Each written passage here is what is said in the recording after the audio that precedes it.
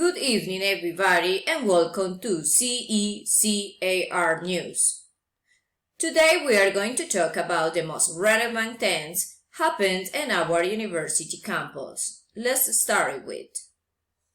This morning, after the majority of students and teachers had been vaccinated against COVID-19, present classes at our university began on February 14, 2022.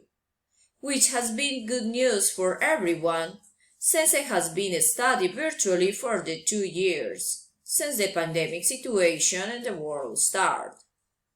Another news in our university is about the Cecar Pro exam. We have the best results in the country.